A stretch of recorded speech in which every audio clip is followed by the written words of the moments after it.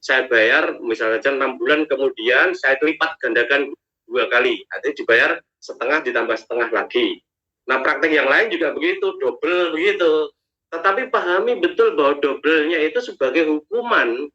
Jadi dia utang piutangnya itu tanpa ada riba sama sekali tadinya, ya. Tetapi kemudian karena belinjani janji atau karena meleset panen dan sebagainya itu, kemudian ada pemberi pemegang uang, ya, pemodal yang dia itu menetapkan minta dibayar setahun lagi boleh, tetapi harus dibayar 2 kali lipat, begitu, tambah segitu lagi. Ada yang menetapkan nanti tak bayar setengah tahun, ini nanti saya tambah seperti yang kekurangannya ini, setengah dari kesepakatan. Itu yang dipraktekkan para sahabat dulu seperti itu. Dan itu juga yang pertama-tama dihapuskan oleh Rasulullah, ribanya Abbas itu, paman Rasul sendiri. Dan para sahabat yang lain ada yang melakukan yang seperti itu, gitu loh. Nah, kenapa kok itu dilarang? Karena itulah yang sesuai dengan jiwa Al-Quran yang ada di dalam surat Al-Baqarah ayat 179. 279. Silakan. 279 ya Ustaz. Surat Al-Baqarah ayat 279. Fa'illam taf'alu fa'dhanu biharbin minallahi wa rasulih. Coba dibaca sebelumnya juga 278 biar cetol gitu. Oke. Dari 278. Ya ayyuhalladzina amanu taqullaha wa dharu ma baqiya minar riba in kuntum mu'minin. Fa illam taf'alu fa'dhanu biharbin minallahi wa rasulih. Wa in tubtum falakum ru'usu amwalikum la tazlimuna wa la tuzlamun. Wahai orang-orang yang beriman, bertakwalah kepada Allah dan tinggalkanlah sisa riba yang belum dipungut jika kamu orang yang beriman. Jika kamu tidak melaksanakannya, maka umumkanlah perang dari Allah dan Rasul-Nya. Tetapi jika kamu bertobat, maka kamu berhak atas pokok hartamu. Kamu tidak berbuat zalim atau merugikan dan tidak dizolimi atau dirugikan. Perhatikan yang paling bawah itu. Di situ dikatakan a'udzubillahi minasyaitonirrajim, la tadlimuna wa la tudlamun. Kamu tidak mendolimi, artinya kamu tidak boleh mendolimi, dan kamu juga tidak boleh didolimi, gitu ya. Didolimi yang kemudian sampai menyebabkan Rasul itu diperintahkan untuk memaklumkan perang orang yang mengambil riba. Kalau mengambil tambahan kira-kira 5%, 10% apa? Masa mau diperangi seperti itu? Tidak masuk akal kan? Ya justru yang menyebabkan perang itu karena itu tadi, kedoliman tadi. Ya, 1 tahun pinjam itu kemudian dilipat gandakan. Saya katakan 1 tahun karena memang ada hadis yang bercerita tentang musim haji berikutnya. Ya, artinya dibayar musim haji berikutnya dan sebagainya, itu sebagai ukuran berapa itu masa berlakunya 1 tahun. 2 kali lipat, 2 tahun 2 kali lipat, kan jadi banyak sekali. 1 tahun dan 2 kali lipat, kalau tidak bisa terbayar kemudian 2 tahun menjadi 4 kali lipat, anak beranak di situ. Itu yang dilarang, itu yang namanya dolim. Kalau hanya tambahan, katakan dalam tanda petik bunga bank 10% itu, yang pinjam itu bisa untung 50% lebih.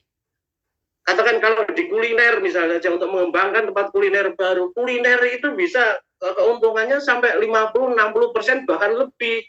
Sehingga kalau ada pinjaman dari bank atau koperasi misalnya saja yang dia mengambil keuntungan 10% dan sebagainya, itu tidak ada apa-apanya bagi para pengusaha yang gitu loh. Bisa dibalikkan, apalagi kita rujuk ke minggu yang lalu bahwa yang namanya uang termasuk rupiah di situ itu bukan komoditas riba. Dari kertas mana ada komoditas riba, kertas ditimbang kan gitu. Ya ingat bahwa nilai yang uang itu yang dipentingkan di situ bukan nilai nominalnya, tetapi nilai tukarnya, seberapa banyak bisa ditukarkan uang tadi dengan barang-barang yang lain kan gitu. Nah, jiwanya ke sana. Nah, kemudian banyak ulama-ulama yang lain berbeda pendapat di dalam memahami lipat ganda tadi, berlipat ganda tadi lah. Pemahamannya bagaimana? Kita kan paham bahwa ketika kita bicara tentang kaidah fikih, ya, itu kan mengatakan bahwa dalil-dalil yang khos itu didahulukan daripada yang am, atau bahasa Ustadz sekarang itu yang muqayyad itu lebih didahulukan daripada yang mutlak kan gitu. Ya, istilahnya hamlun mutolak ala mukoyid kan gitu. Jadi membawa yang mutlak itu, yang itu masuk ke dalam mukoyid, didahulukan yang mukoyid, yang khos.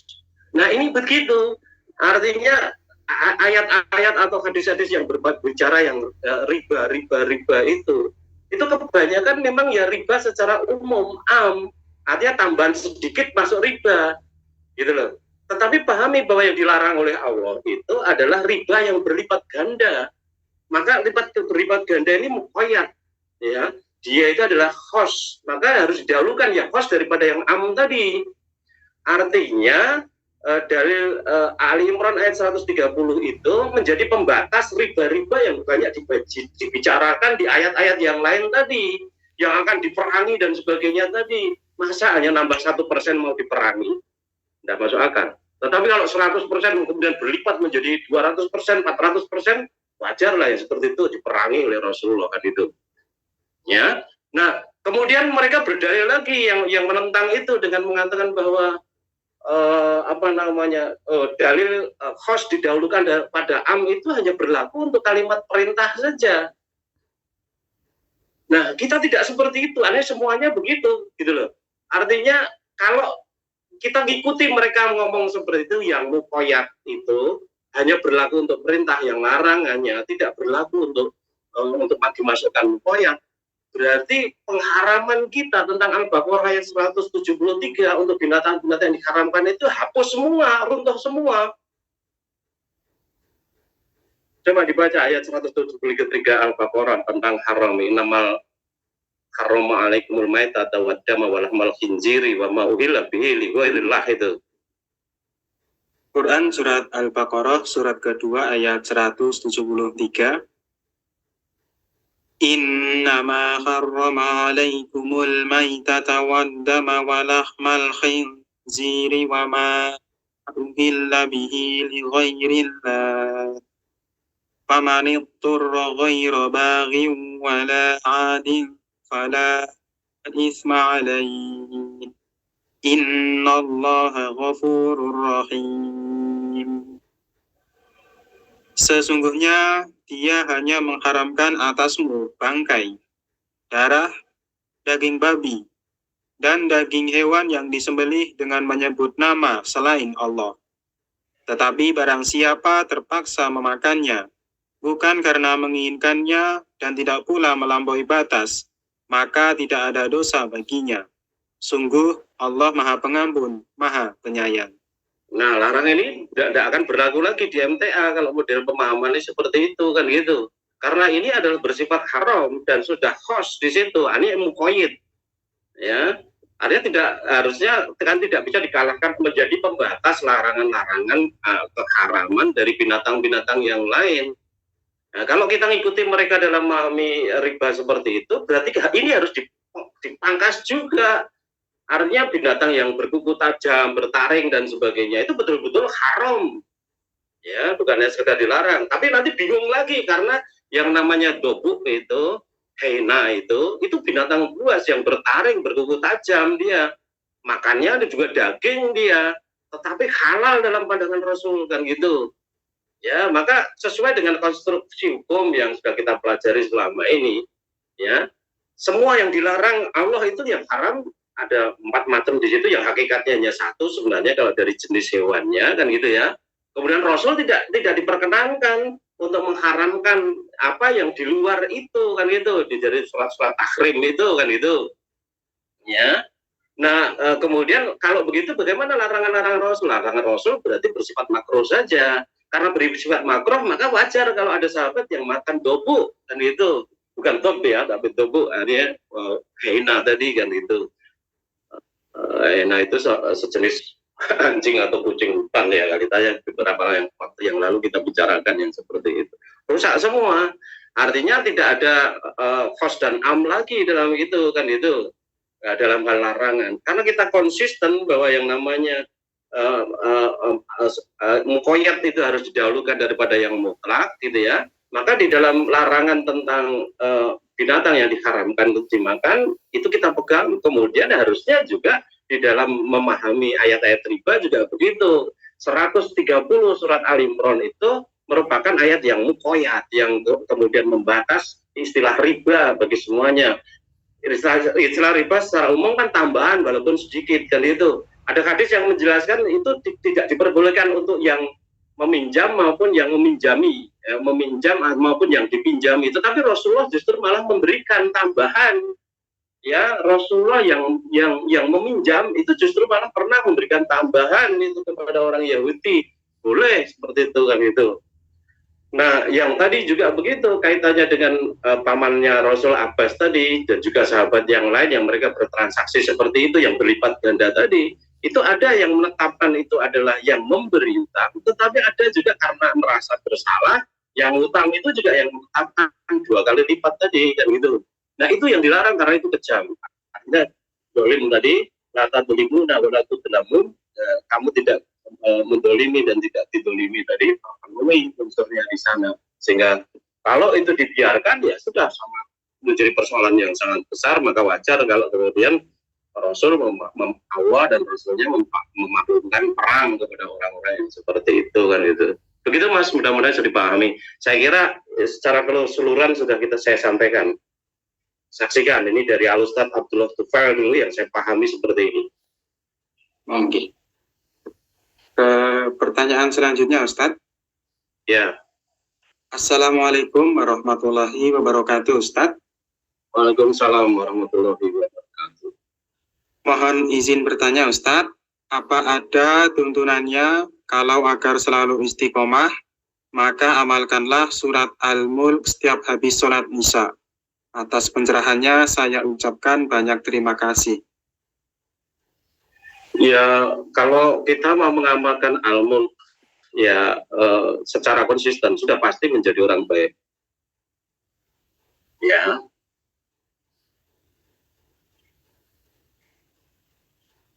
Coba dibaca ayat 1 sampai 5 Al-Mulk. 1 sampai 5 saja.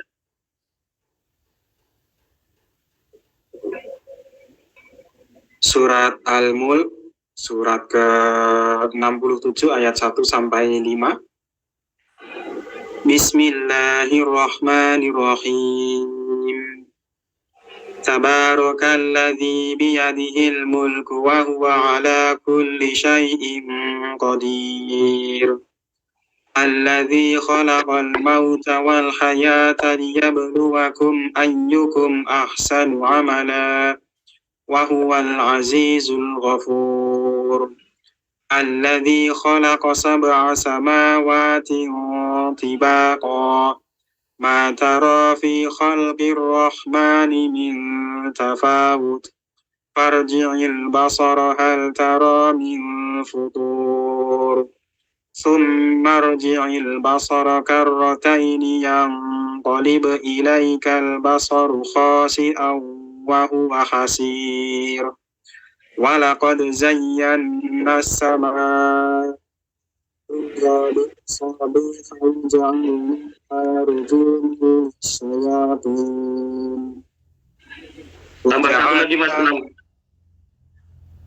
وجعلناها رجوما للشياطين وأعتدنا لهم عذاب السعير وَلِلَّذِينَ كَفَرُوا بِرَبِّهِمْ عَذَابُ جَهَنَّمَ وَبِئْسَ الْمَصِيرُ.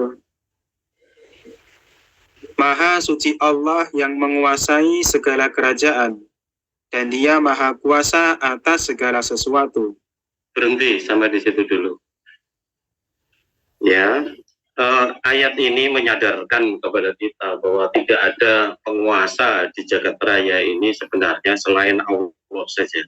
Allah menguasai segala raja dari segala raja, maha raja di raja kan gitu. Malah kemudian dikatakan wa ala kulli syai'in qadir, bahwa dia maha kuasa atas segala sesuatu.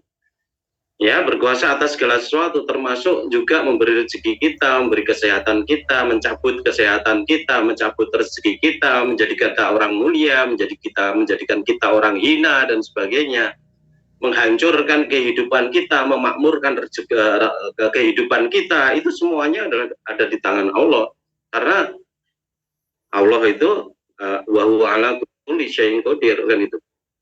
Nah, artinya kalau kita mengamalkan ayat ini saja, kita sudah tidak bisa main-main yang namanya hidup beragama itu. Karena Allah mengawasi kita senantiasa 24 jam penuh dengan kamera-kameranya yang berupa malaikat yang mengawasi dari kanan, dari kiri, dan sebagainya, mencatat ya perbuatan baik, perbuatan buruk. Artinya kita betul-betul di hadapan Allah itu ditelanjangi, tidak ada tempat bersembunyi, tidak ada tempat yang tersembunyi dari kita, dan tidak akan ditipu. Yang namanya Allah itu tidak bisa ditipu sama sekali, tidak seperti manusia kan gitu.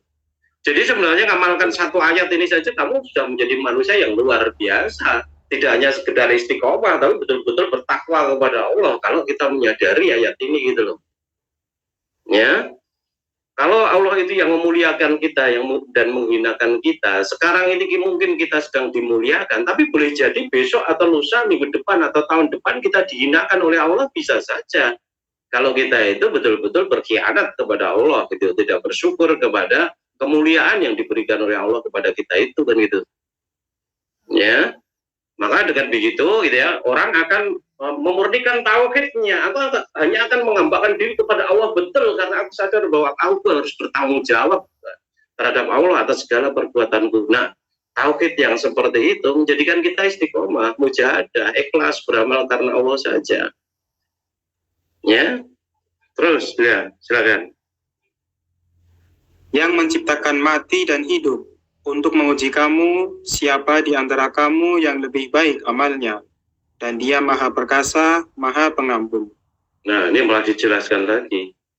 Ya, yang khalaqal mauta alladzi khalaqal mauta wal hayata liyabluwakum ayyukum ahsanu amala kan gitu. Ya, ia menjadikan hidup dan mati, dan Allah sendiri nanti yang akan berikan penilaian amal-amal kita itu yang baik, yang seperti apa, siapa yang baik, siapa yang buruk, siapa yang baik yang berhak untuk mendapatkan surga, dan siapa yang buruk yang harus dimasukkan ke neraka. Lebih ngeri lagi, di sini sudah secara spesifik di sini bicara tentang hidup dan mati, dan kita paham tidak ada orang yang hidup terus, semuanya akan mati dan harus mempertanggungjawabkan perbuatannya. Ya, tidak ada jalan lain kecuali harus istiqomah terhadap kebaikan tadi kan gitu. Nah, dia harus bertanggung jawab di hadapan Allah kan itu. Terus yang menciptakan 7 langit berlapis-lapis, tidak akan kamu lihat sesuatu yang tidak seimbang pada ciptaan Tuhan yang Maha Pengasih. Maka lihatlah sekali lagi, adakah kamu lihat sesuatu yang cacat? Tidak ada. Dulu pernah kita bahas ayat ini. Ya, sama sekali keseimbangan yang telah ditetapkan oleh Allah di jagat raya itu begitu hebat, begitu mantap dan sebagainya. Dan itu yang juga harus kita tiru, yang seperti itu keseimbangan jasmani, keseimbangan rohani. Keseimbangan jasmani, makan, supply, intake makanan, minuman juga harus bervitamin, bergizi, ya, yang sesuai dengan kebutuhan yang dibutuhkan manusia. Ada lemaknya, ada karbohidratnya, ada gulanya, kemudian ada vitaminnya A, B, C, D, E, F, G, H, dan sebagainya, itu banyak sekali. Kemudian mineral-mineralnya juga butuh, natrium, kalium, magnesium, dan sebagainya butuh. Tetapi kebanyakan di antara kita juga bodoh, tidak mau mempelajari. Padahal tubuh kita itu butuh yang seperti itu, sehingga akhirnya kekurangan ini, kekurangan itu, kelebihan ini, kelebihan itu. Tidak mau mempelajari tadi kan gitu. Dan memang belum ada budaya kita hidup sesuai dengan kebutuhan tubuh kita. Kebutuhan tubuh kita tidak kita pelajari kok kan itu. Yang penting mangan wareg, lauknya enak gitu aja sudah selesai kan itu. Ya, serba wes pokoknya yang cukup sih kan itu untuk kita. Tetapi nanti ke depan ketika bangsa Indonesia ini juga semakin makmur, nah, sekarang pun yang hidupnya sudah makmur dari segi ekonomi, gizi itu betul-betul akan diperhatikan, istirahat itu juga akan diperhatikan, kemudian olahraga juga diperhatikan. Maka kemudian di mana-mana menjamur yang namanya gym ya, gimnasium, fitness center dan sebagainya itu. Ya kita bisa menyaksikan wong desa kluthuk we aja apa namanya fitness dah kayak gumun sakit. Mungkin juga karena sudah sadar akan pentingnya olahraga di situ kan gitu. Sedangkan kalau keluarganya lari-lari jalan desa kayak dioyak macan, dicaplok macan dan sebagainya, ya sudah lebih aman di fitness center misalkan seperti itu ya. Iya begitulah kan gitu ya. Seimbang, artinya tubuh kita juga seimbang, keuangan juga seimbang, jangan sampai besar pasak daripada tiang. Kalau memang pemasukannya sedikit ya prihatin sih gitu loh. Karena gengsi kemudian utang rene, utang rono, nyileh kene, nyileh kono, ngemplang utang, reso bayar karena besar pasak daripada tiang. Orang seimbang yang seperti itu. Ya begitu juga di dalam memahami ayat harus adil. Pahami betul dengan cara-cara yang konsisten, orang kemudian nek ngene iki daliling ini nek ngene kemudian muntir begitu enggak boleh dipakai gitu. Kalau perintah itu pakai ini, kalau apa namanya yang namanya nahi larangan itu enggak boleh pakai itu. Biar semua kalau tidak konsisten itu kan itu. Ya, konsisten itu bagian dari istiqomah tadi. Kalau enggak istiqomah ya enggak ada apa-apanya kita kan gitu. Ya. Apapun itu kan. Jadi diseimbang, termasuk tadi menakar, menimbang dan sebagainya harus diupayakan semaksimalnya adil kan gitu. Arahnya kan keadilan itu. Terus kemudian ulangi pandanganmu sekali lagi dan sekali lagi, niscaya pandanganmu akan kembali kepadamu tanpa menemukan cacat, dan ia, yakni pandanganmu, dalam keadaan letih. Ya, kembali ke alam semesta tadi. Jadi matahari itu merupakan pusat tata surya kita. Dia surya itu menjadi pusat, kemudian dikelilingi oleh planet-planet yang jumlahnya ada 8 di sekitar matahari itu. Nah, kemudian planet bumi itu dikelilingi oleh bulan, namanya satelit. Ditambah lagi satelit yang banyak sekali buatan manusia, termasuk Indonesia juga punya satelit Palapa yang mengelilingi bumi di situ.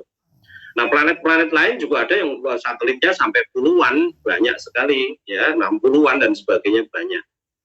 Ya, semua planet dan juga bulan-bulan yang mengitari planet-planet tadi itu bergerak mengitari matahari semuanya. Ya, dan di antara Mars dengan Jupiter ya, di atasnya itu di situ terdapat batu-batuan yang gede-gede. Artinya jauh lebih gede dari gajah gitu ya, mungkin bukit, gunung dan sebagainya itu seukuran itu yang betul-betul mengelilingi muter begitu. Dan itu justru menjadi benteng untuk menjadi pagar, menjadi tembok dari matahari, tembok dari bumi yang dihuni manusia tadi. Kalau sampai ada benda-benda angkasa yang datang dari matahari yang lain atau bintang yang lain dan sebagainya, masuk ke matahari itu terhambat oleh itu juga, hancur karena itu juga. Di samping atmosfer kita juga bisa menghancurkan kan, tapi sudah dikurangi kan dari sana kan gitu. Itu betapa Allah itu memelihara kita itu betul-betul luar biasa, sangat hebat sekali kan itu. Nah, kemudian matahari kita itu hanya merupakan satu bintang di antara ratusan miliar bintang yang ada di galaksi yang namanya Bima Sakti itu. Galaksi Bima Sakti itu banyak bintangnya seperti yang kita lihat di angkasa itu ketika malam hari. Kalau perlu nanti malam keluar lihat bintang itu kan jumlahnya piro di situ, tentu tidak akan bisa menghitung. Tidak sebanyak yang kita pikirkan itu, jauh lebih banyak daripada itu. Ya, ratusan miliar itu kan gitu. Nah, semua bintang-bintang tadi beserta planet-planet dan juga bulan-bulan dan bebatuan apapun partikel yang mengelilingi tadi itu bergerak semuanya. Di samping bergerak mengelilingi pusat galaksi, dia juga bergerak menjauhi posisi terjadinya ledakan yang pertama dulu. Nah, kalian bisa melihat ya mobil-mobil yang bergerak di jalan itu jumlahnya masih sangat sedikit kalau dibanding dengan benda angkasa itu. Banyak terjadi kecelakaan, karena remnya blong atau karena supirnya itu blenger dan sebagainya, atau karena apa namanya bannya pecah dan sebagainya. Banyak kecelakaan, berapa banyak kecelakaan terjadi di bumi ini setiap harinya. Saya kira ribuan itu setiap hari. Tetapi ini Allah ya, yang mengatur itu dan itu, maka luar biasa teratur sampai sekarang juga bumi masih aman-aman saja, padahal usia bumi itu sudah sekitar 4,5 miliar tahun, ya. Usia jagat raya sekitar 13,8 miliar tahun dan sebagainya. Allah sudah mempertahankan seperti itu. Nah, ini Allah yang menciptakan tempat untuk tinggal kita, gitu ya. Kita manusia yang umurnya 60-70 tahun tadi, Allah harus menginfakkan waktunya miliaran tahun untuk menciptakan jagat raya ini, untuk umat awak dewi yang umbelen ini kan gitu. Kok bisa berkhianat kepada Allah? Kok tidak taat kepada Allah? Kok tidak istiqomah di dalam menghambakan diri kepada Allah? Kan keterlaluan kepada Allah kalau sudah seperti itu kan itu. Ya, maka kalau kita menyadari yang seperti ini dari 1 sampai 4 saja sudah memaksa kita seharusnya betul-betul menjadi hamba Allah yang ikhlas menghambakan diri kepadanya. Terus Dan sungguh telah kami hiasi langit yang dekat dengan bintang-bintang, dan kami menjadikannya bintang-bintang itu sebagai alat-alat pelempar setan, dan kami sediakan bagi mereka azab neraka yang menyala-nyala. ya, kalau ini bisa dipahami secara majas, ya,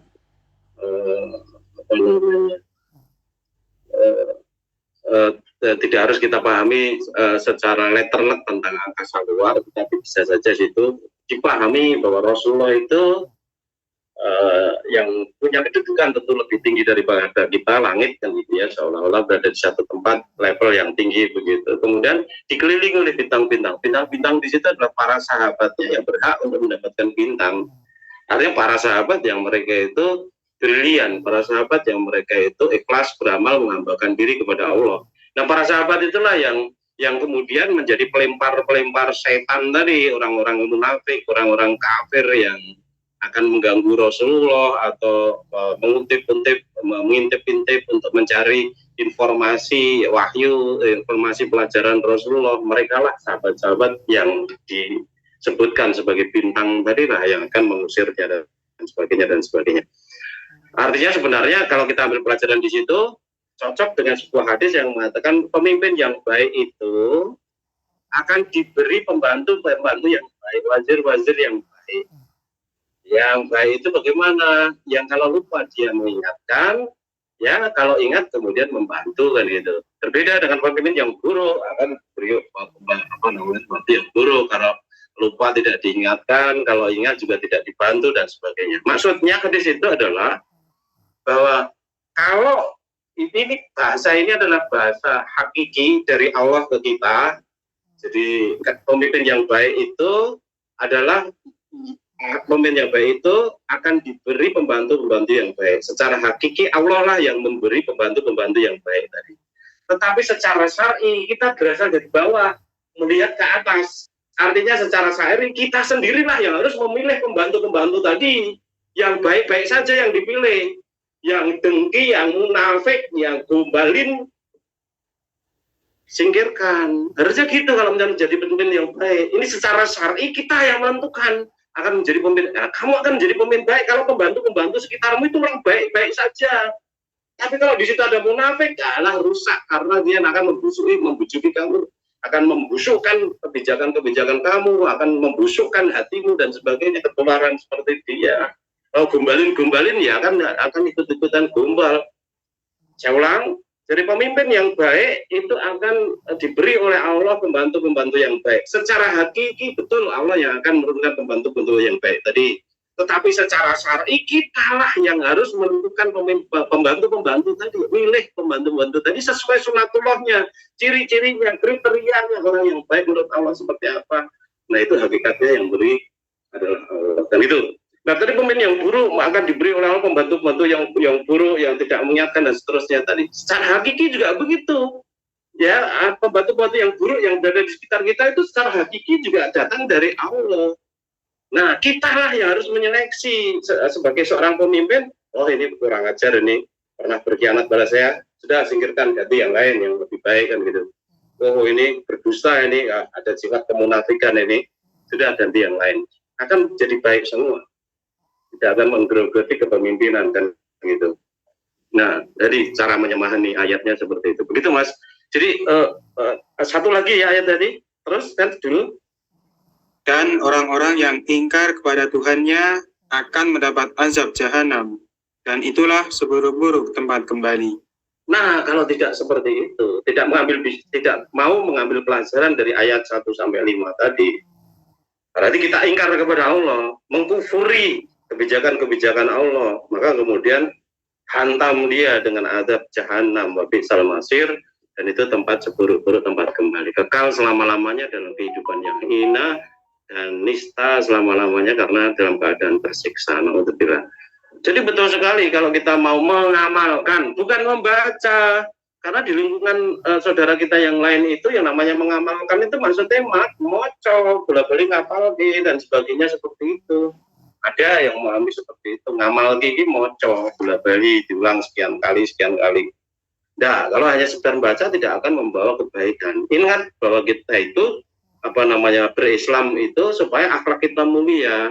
Innama bu'istu liutammima makarimal akhlak. Sesungguhnya aku diutus untuk menyempurnakan kemuliaan akhlak. Artinya kita harus mulia dengan Islam itu, gitu. Akhlak kita harus mulia dengan Islam itu. Nah, kemuliaan itu atau akhlak mulia itu atau karakter yang unggul itu hanya bisa terbentuk karena melalui proses kebiasaan yang baik, amal-amal baik, tutur kata baik, sikap baik, dibiasakan terus itu.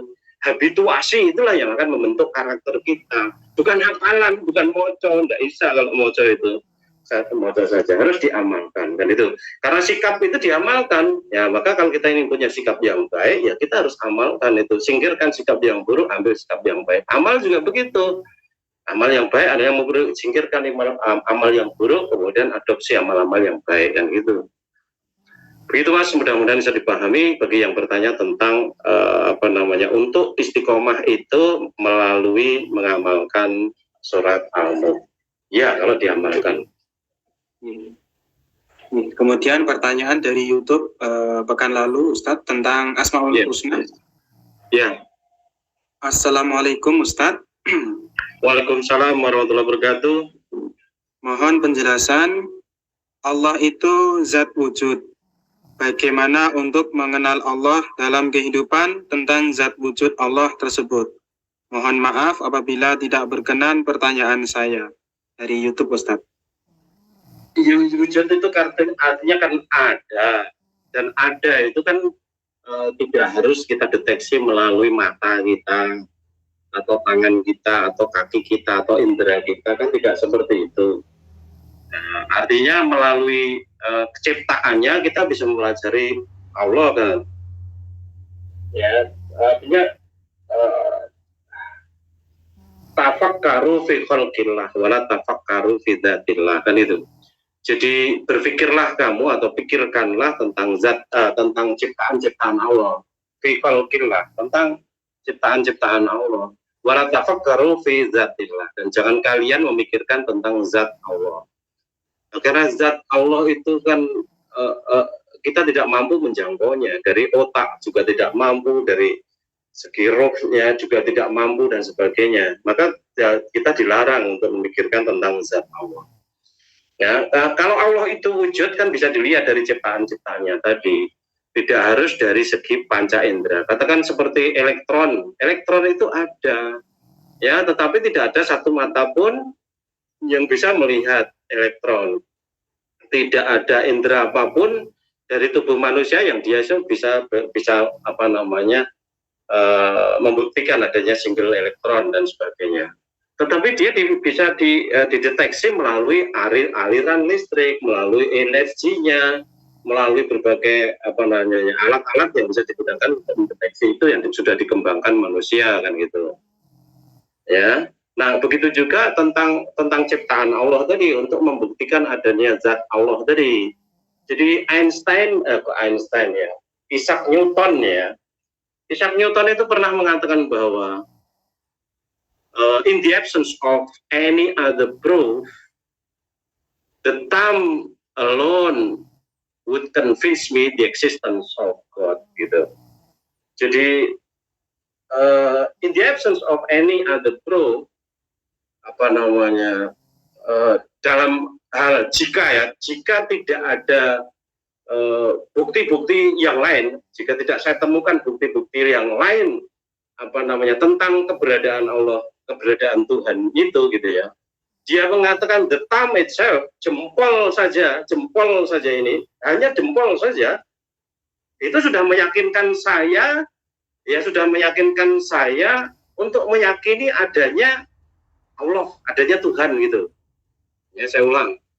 In the absence of any other proof, the thumb alone would convince me the existence of Allah. Ya, ngerti bahasa Inggris yang memahami ya seperti itu. Artinya, seandainya tidak ada bukti-bukti yang lain, gitu ya, yang bisa kita kumpulkan, jempolku saja itu, hanya jempol saja itu sudah bisa membuat saya meyakinkan kepada saya bahwa Tuhan itu ada, jempol. Loh kok jempol itu bagaimana kan gitu? Coba kalian lihat, ya namanya kucing itu duit jempol orang. Macan nanti jempol. Ya beda dengan jempolnya manusia.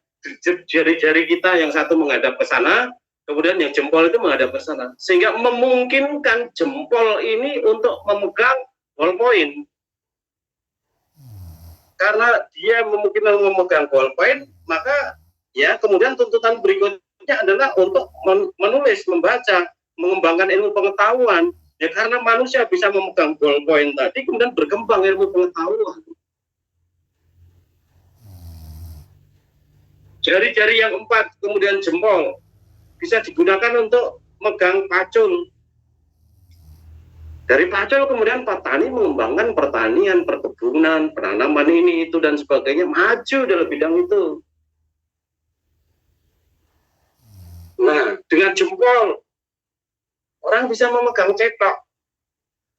Dengan memegang cetok, dia bisa jadi tukang, bisa jadi laden tukang, jadi tukang dan sebagainya. Kemudian pembangunan tentang rumah-rumah, gedung-gedung menjadi berkembang. Kalau manusia itu tidak punya jempol, kita akan tetap menjadi manusia primitif, tidak akan berkembang. Otak kita tidak akan berkembang. Maka wajar kalau kemudian Einstein, Isaac Newton itu mengatakan bahwa jempol saja itu sudah bisa meyakinkan saya tentang adanya Tuhan, gitu loh. Tuhan yang punya intelijen yang luar biasa, yang punya kecerdasan otak yang luar biasa tadi, dengan kemampuan kecerdasan otaknya begitu luar biasa tadi, ya mampu berpikir amat sangat jauh, menciptakan manusia yang memang dirancang untuk menghambakan diri kepadanya itu dilengkapi dengan jempol. Sekali lagi, seandainya tangan kita itu atau jempol tangan kita itu seperti jempol kaki, kita akan tetap menjadi manusia primitif, tidak akan berkembang. Rasionnya keliki, tidak akan ada kebutuhan yang lebih lagi, hanya sekedar makan minum saja seperti primata, seperti gorila. Ya, nah kita dilengkapi dengan jempol dan kemudian kecerdasan yang diberikan oleh Allah yang membedakan antara kita dengan hewan, nah, itulah kemudian menjadi berkembang kita. Maka wajar kalau kemudian yang namanya Newton itu mengatakan seperti itu. Jadi kalau kita ingin membuktikan Allah itu wujud, ya ini tadi dengan ciptaan-ciptaannya tadi. Nah ini kebetulan si Newton itu dengan jempol yang diciptakan oleh Allah tadi. Begitu Mas, mudah-mudahan bisa dipahami. Oke, ini ada pertanyaan dari YouTube menyambung tentang penjelasan riba tadi, Ustaz. Ya. Apa boleh pinjam uang di bank konven program KUR? Karena bunganya tidak berlipat ganda, hanya 0,02. Matur nuwun. Kalau kita yakin, kalau kita mempercayai bahwa riba yang sedikit, tambahan yang sedikit tadi termasuk yang dilarang oleh Allah, seperti apa yang disampaikan oleh Al-Ustadz berkali-kali, ya sejak beliau memimpin itu, berarti tidak boleh, ya karena uang termasuk dikategorikan ke dalam komoditas riba, ribanya kemudian bertambah. Kalau menurut pemahaman Ustadz Abdullah tidak masalah, ya maka dari dulu kan di MTA itu juga ada UB waktu itu, ya sekarang inilah kemudian UB dilabeli dengan UB syariah karena kemudian pemahaman tentang riba menjadi berbeda kan gitu. Ya, jadi terserah kalian ikut Al-Ustadz ya sekarang ini berarti tidak boleh yang seperti itu karena sekali lagi yang pertama beliau sudah memasukkan yang namanya uang itu sebagai komoditas riba. Dalilnya tentu saja menganggap dinar dan dirham itu sama seperti uang kan gitu. Kalau saya tidak, Ustadz Abdullah tidak. Dinar dirham itu dia termasuk komoditas riba karena dia itu termasuk karena dia itu bahan dasarnya adalah emas dan perak. Sedang emas dan perak itu adalah komoditas riba. Uang kita rupiah itu bukan dari emas, bukan dari perak, artinya dia bukan komoditas riba. Sehingga tidak berlaku larangan-larangan riba kepada uang itu kan gitu. Dan ini minggu yang lalu saya sarankan untuk melihat atau menyaksikan YouTube-nya Ustadz Gus Baha ya, silakan itu bagus itu saya lihat. Dan tidak hanya Gus Baha, di Indonesia ini juga ada Ar-Razi itu juga siapa Ar-Razi itu yang dari Padang itu, Ustadz siapa namanya? Itu juga tidak menilai bunga bank itu sebagai riba dan sebagainya. Juga di Mesir sendiri itu ulama juga terbelah di sana. Ada yang menganggap bunga bank itu sebagai riba, ada yang tidak sama sekali. Ya, artinya memang betul-betul sudah beda, terjadi khilafiyah di situ, ya sudah saling menghormati saja. Tidak perlu memaksakan. Tetapi dalil-dalil yang disampaikan oleh Ustadz Abdullah selama itu yang saya pahami amat sangat kokoh. Ya, tidak meleset sedikit pun yang sudah beliau ajarkan kepada kita kan gitu. Gitu jawabnya. Jadi tergantung pemahaman kamu tentang riba. Kalau pemahaman kamu tentang riba ditambah sedikit itu juga sudah riba, apalagi uang termasuk riba, komoditas riba, maka kemudian ya tidak boleh. Kalau memahami bahwa yang namanya tambahan sedikit itu tidak termasuk yang dilarang oleh Allah karena itu dalil am, kemudian harus didahulukan yang khos, yang ayat 130 surat Ali Imran, yang dilarang itu yang berlipat ganda itu, yang jiwanya itu melanggar la tadlimuna wa la tudlamun tadi, melanggar jangan mendolimi, jangan didolimi dan sebagainya tadi, maka ya boleh artinya kan gitu. Artinya kalau tidak termasuk yang lipat ganda berarti boleh kan gitu. Begitu Mas, mudah-mudahan saya dipahami. Melanjutkan pertanyaan dari Facebook Ustadz. Ya, ada beberapa pertanyaan masuk. Assalamualaikum Ustadz. Waalaikumsalam warahmatullahi wabarakatuh. Mau tanya, ini sering terjadi biasanya di kampung-kampung, calon-calon wakil rakyat menjalin silaturahmi dengan organisasi RT. Misalnya, lalu caleg tersebut memberikan sesuatu bukan wujud uang, tetapi membangun jalan di wilayah lingkungan RT tersebut.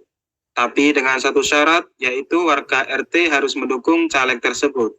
Pertanyaannya, apa ini juga termasuk suap? Terima kasih dari Surakarta.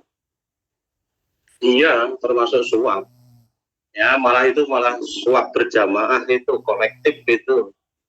Artinya kalau kalian semua orang kampung di situ itu kemudian, ya sudah silakan bangun jalannya, kemudian kamu milih dia padahal dia sebenarnya orang yang tidak capable, tidak amanah dan sebagainya, bahkan jani Islam yang ora sholat dan sebagainya, berarti Anda dolim kepada Allah. Ya, ingat yang dipilih betul-betul harus yang terbaik, karena orang yang terbaik itulah hanya orang-orang yang baik itu saja yang dia itu bisa mengabdi untuk masyarakat, bisa bekerja berbuat untuk masyarakat, dan perbuatannya untuk masyarakat itu bukan karena pribadinya, karena Allah. Ya, tetapi kalau orang yang dia itu cara-cara kampanyenya sudah dengan cara yang seperti itu sudah pasti jelek, karena dia hakikatnya kan membeli suara. Ingat, kalau suara kita dibeli, maka orang-orang kaya yang rusak saja yang mereka itu nanti akan menjadi wakil-wakil rakyat, dan orang-orang baik akan ditindas seperti yang terjadi juga sekarang ini gitu loh. Apakah yang sekarang ini kemudian akan kita biarkan terus-terusan begitu? Ya, banyak orang-orang yang jahat kemudian menindas orang-orang baik. Harus dihentikan. Harus dihentikan. Artinya jangan sampai kemudian kita memilih itu atas dasar pemberian uang. Ya, beberapa minggu lalu kan sudah kita bahas di sini. Katakan untuk Jawa Tengah misalnya saja, supaya terpilih menjadi wakil rakyat itu di dapil tertentu harus punya suara, memperoleh suara 180.000 misalnya, dibulatkan saja 200.000. Ya, kemudian umpamanya saja 200.000 orang kan itu ya, kemudian satu orang itu dikasih 100.000 misal saja, 100.000 kali 100.000 kali 200.000 berapa Mas? 200.000 kali 100.000 20 miliar Ustaz. 200.000 20 miliar ya? Gitu. Ya artinya dengan uang 20 miliar itu mereka bisa menjadi wakil rakyat. Sementara orang-orang baik yang dia tidak punya duit tersingkir dia. Ya. Dan bahkan tidak perlu sampai 20 miliar tadi kalau modelnya hanya membangun jalan nongkene, bangun jalan nongkono di semua RT dan sebagainya, tidak sampai segitu kan gitu. Nah orang-orang kita di Indonesia ini banyak yang mempunyai harta itu triliunan ya. Ya, ingat Sandiaga Uno ketika dia mencalonkan diri dari jadi wapresnya Pak Prabowo beberapa waktu yang lalu, saya baru saja membaca beberapa hari yang lalu, dia itu habis uang hampir 1 triliun, gitu loh. Ya, dan dulu saya pernah membaca juga untuk menjadi mencalonkan diri dari menjadi gubernur ya melalui partai tertentu yang katanya partai itu partai Islam, orientasinya Islam, konstituennya Islam dan sebagainya itu. Ya, dulu Pak mantan Kapolda dulu yang sudah pensiun ya, Pak Khairul Rosyid apa namanya dulu ya. Itu pernah cerita ya, kalau harus bayar 60 miliar. 60 miliar untuk partai-partai kecil aja. Nah partai yang besar waktu itu sampai 200 miliar untuk jadi gubernur. Yang menang akhirnya yang pakai partai besar yang harus membayar banyak uang tadi. Artinya orang-orang baik yang dia miskin kemudian akhirnya tersisih. Orang-orang jelek yang dia punya harta, nah kemudian dia yang tampil, yang terpilih dan sebagainya. Kemudian ketika sudah menjadi anggota rakyat DPR atau menjadi gubernur, karena tadi keluarkan 200 miliar, apa dia tidak pengen uangnya itu kembali 200 miliar tadi? Sudah pasti kepengen dikembalikan. Akhirnya kemana? Lewat jalan apa? Tentu saja lewat korupsi. Ya, dan 200 miliar itu orang-orang jahat itu tidak dari banyak yang tidak dari dirinya sendiri. Yang tidak kaya itu nanti didukung oleh konglomerasi orang-orang kaya menyatu dari satu, saya urun 5 miliar, aku urun 5 miliar, aku urun 2 miliar, aku urun 23 miliar. Akhirnya terkumpul 200 miliar serahke nang partai ini. Untuk membeli suara di partai itu sebenarnya. Kemudian dia terpilih misalnya saja. Kalau sudah terpilih kemudian jadi gubernur, apa dia tidak akan balas jasa kepada orang yang ngasih modal dia 5 miliar, 10 miliar, 3 miliar, 2 miliar. Sudah pasti nanti dia curang. Artinya ketika punya proyek-proyek alir ke situ dia biar duitnya tadi juga balik. Akhirnya tender-tender juga tidak fair, tidak transparan. Akhirnya pelanggaran-pelanggaran aturan yang terjadi karena mau balas jasa tadi. Begitu juga tidak hanya gubernur tadi, itu juga berlaku untuk bupati, begitu juga untuk presiden. Saya yakinnya yang terjadi ya seperti itu di negara ini gitu loh. Naudzubillah. Ya, maka betul-betul harus konsisten, harus kita pahami betul ar-rosi wal murtasi binar kan itu. Jadi suap dan yang disuap itu betul, orang yang menyuap dan suap itu adalah tempatnya di neraka. Ya, maka kalau ada yang seperti itu sebenarnya ya jangan apalagi kalau kamu RT jangan diterima. Kalau mau bantu silakan kan itu. Tetapi jangan mensyaratkan seperti itu. Kalau mensyaratkan seperti itu justru nanti rakyat itu menjadi tidak suka pada kamu karena kamu melakukan suap kepada mereka. Justru suaramu nanti turun. Bantulah dengan ikhlas. Nanti mereka akan mendukung kamu dengan ikhlas kan gitu. Itu kira-kira Mas, mudah-mudahan bisa dipahami.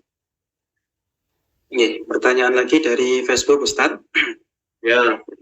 Assalamualaikum Ustadz. Waalaikumsalam warahmatullahi wabarakatuh. Bagaimana hukumnya wanita mimpi berhubungan intim, kadang-kala ingat, kadang tidak? Apakah wanita tersebut harus mandi janabat sebelum melakukan sholat? Ya saya kira sama seperti laki-laki ya, laki-laki yang sebagai tanda dari dewasa itu kan sebenarnya kalau berhubungan intim itu tadi, mimpi berhubungan intim sampai berasa keluar mani kan gitu ya. Wanita saya kira juga sama seperti itu. Kalau dia itu mimpi basah, mimpi kemudian basah, dia betul-betul dia mengalami puncak di situ, orgasme lah gampangannya seperti itu, maka ya dia wajib mandi. Ya, meskipun mungkin celananya tidak basah, tapi kalau sampai posisi yang seperti itu, saya kira tetap wajib mandi, kan gitu. Begitu Mas, mudah-mudahan sudah paham.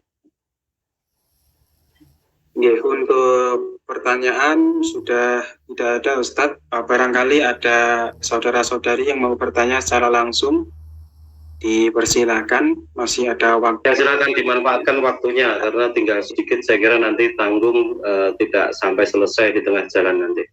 Oke Ustadz. Monggo yang mau bertanya. Assalamualaikum. Waalaikumsalam warahmatullahi wabarakatuh. Ini dari Gianto, Kalimantan Barat, Pak. Iya, silakan Mas Gianto. Kami ini dapat edaran gitu di kantor ya. Itu pinjaman dari BSI nih, Pak. Bank Syariah. Platformnya ya Bank Syariah BSI, Pak. Ya. Jadi uangnya nih, platformnya nih 20 juta, angsurannya per bulan itu 512.000, sekian lah selama 4 tahun tuh, Pak. Nah, itu termasuk riba apa enggak, Pak? Itu soalnya kan bank syariah itu. Nah, itu aja, Pak. Terima kasih atas jawabannya, Pak. Assalamualaikum warahmatullahi wabarakatuh. Yang pertama tadi, kelipatannya itu terhitung per tahun ya. Tadi patokannya dalam satu hadis itu antara lain yang disebutkan di situ panen, kemudian panen kurma, kemudian berikutnya juga musim haji, itu kan patokan 1 tahun. Kalau itu kamu pakai bunganya berapa persen itu kan untuk 1 tahun. Ya, kalau akumulasi ya jelas nanti akumulasinya dalam waktu 4 tahun kan itu. Ya, tidak dihitung dalam kelompok atau mutu apa di situ kalau 4 tahun. Kalau 1 tahun misal saja bunganya kamu itu sampai 100% misal saja. Nah, itu 100% itu setahun. Nah, punya kamu itu kalau dihitung berapa persen? Kan bisa dikalkulasi itu harusnya. Kan tidak sampai katakan 15 saja mungkin tidak sampai di situ. Ya, apalagi uang tadi, uang tidak termasuk komoditas riba. Kalau dalam bahasa saya kan seperti itu. Ya, saya kira kalau kita mau mengkiaskan uang rupiah itu sebagai dinar, saya kira ya rapas. Yang pertama bahannya itu bukan dari komoditas riba, emas atau perak, bukan. Begitu juga kualitas dari uang kita yang inflasinya setiap tahun itu sekitar 9% dan sebagainya itu juga membuat nilai tukar kita itu menjadi turun kan itu, tidak seperti dinar atau dirham itu sendiri kan itu. Nah, kalau kamu meyakini itu sebagai komoditas riba dan sebagainya, kemudian ditransaksikan sesuai dengan syariah tadi, ya monggo, artinya boleh-boleh saja, tidak ada masalah karena sudah syariah tadi kan gitu. Tetapi bagi saya, apakah itu syariah atau yang syariah yang lain itu, saya nilai mereka itu menggunakan takaran yang berbeda, yang itu dikecam oleh Allah di dalam surat Mutaffifin itu yang sudah kita uraikan beberapa waktu yang lalu. Ya, tentang Mutaffifin yang kalau dia menimbang untuk dirinya minta yang adil dipenuhi, tetapi kalau menimbang orang lain dia curang. Artinya ada 2 timbangan di situ, praktek di pasar dan sebagainya itu dia menipu dengan timbangannya tadi. Nah, timbangan di situ tidak terbatas kepada timbangan real tadi, tetapi juga perhitungan dari keuntungan tadi. Ya, kalau kita menabung di bank, artinya uang kita di bawah bank itu nanti kita hanya dapat sekian dengan cara yang sekian, ya dengan cara begini. Kemudian kalau kita meminjam ke bank yang sama, kemudian kita membayarnya lebih lagi dengan cara perhitungan yang lain. Itu saya katakan cara perhitungan yang berbeda, itu saya anggap itu timbangan yang berbeda. Ya seperti itu tidak